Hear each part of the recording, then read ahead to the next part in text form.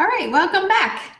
We're on page 70, practicing I Can Do Anything, about how boundaries are developed. But what's wrong with wanting to have fun? Life wasn't meant to be boring, protested Derek. In his late 40s, Derek was single and dressed like a college student. His face had that tanned, unlined look that appears unnatural on a middle-aged man. Something was out of place.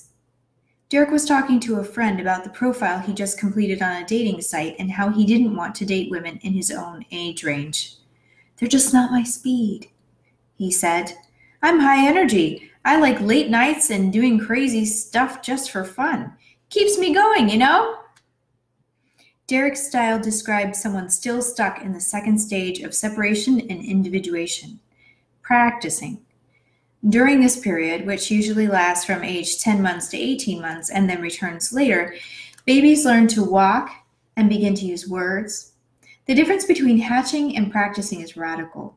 While the hatching baby is overwhelmed by this new world and still leans a great deal on mother, the practicing child is trying to leave her behind. The newfound ability to walk opens up a sense of omnipotence. Toddlers feel exhilaration and energy, and they want to try everything, including walking down steep stairs, putting forks in light sockets, and chasing cat's tails. People like Derek who are stuck in this stage can be lots of fun, except when you pop their bubble with their unrealistic grandiosity and their irresponsibility. Then you become a wet blanket. It's revealing to talk to the wet blanket who is married to a practicing child. No job is more tiring. Proverbs 7:7 describes the youth stuck in the practicing stage.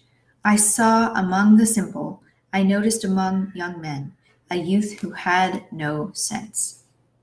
This young man has energy but no impulse control, no boundaries on his passion. He becomes sexually promiscuous, which often happens to adults who are caught in this phase, and he ends up dead, till an arrow pierces his liver like a bird darting into a snare, little knowing it will cost him his life. Proverbs 7:23. Practicers feel that they'll never be caught, but life does catch up with them. What practicing infants, the ones for whom omnipotence is appropriate, need most from parents is a responsive delight in their delight, exhilaration at their exhilaration, and some safe limits to practice. Good parents have fun with toddlers who jump on the bed. Poor parents either quench their child's desire by not allowing any jumping, or they set no limits and allow them to jump all over mom and dad's orange juice and coffee. Derek's parents were the second type. In the practicing phase, children learn that aggressiveness and taking initiative are good. Parents who firmly and consistently set realistic boundaries with children in this period, but without spoiling their enthusiasm, help them through the transition. Have you ever seen the posters depicting babies' first steps? Some of these portray a wrong notion. They present the child taking hesitant steps towards a waiting mother, arms outstretched. The truth is different.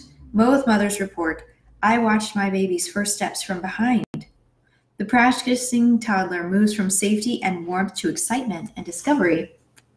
Physical and geographical boundaries help the child learn action without danger.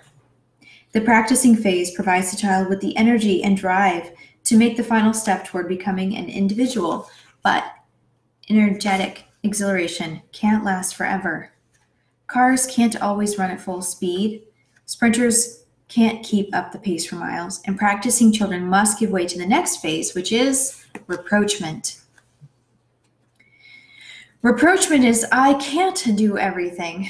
And now I'm going to save that for another short little clip here. So I'll be back in a minute.